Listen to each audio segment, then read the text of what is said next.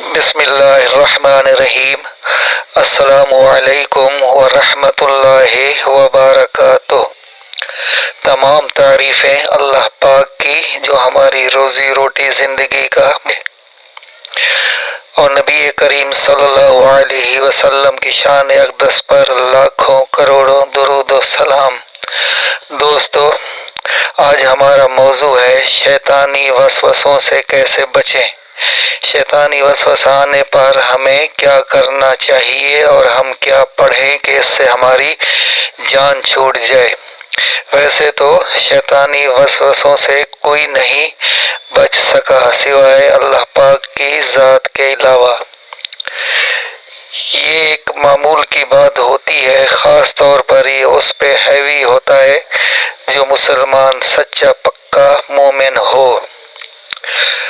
عبداللہ بن عباس سے روایت ہے، میں نے ابن عباس رضی اللہ عنہ سے پوچھا میرے دل میں کیسی کھٹک ہو رہی ہے؟ انہوں نے کہا کیا ہوا؟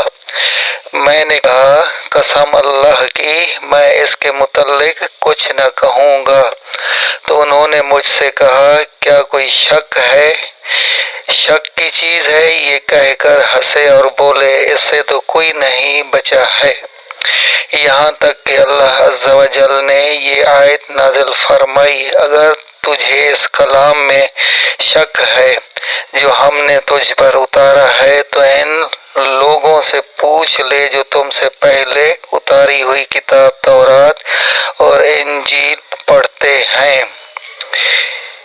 سورہ یونس۔ پھر انہوں نے مجھ سے کہا جب تم اپنے دل میں اس قسم کا وسوسہ پاؤ تو یہ پڑھ لیا کرو۔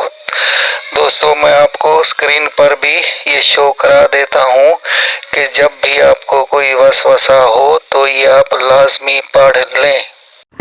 بسم اللہ الرحمن الرحیم۔ هو الاول والآخر والظاہر والباطن وهو على كل شيء علیم۔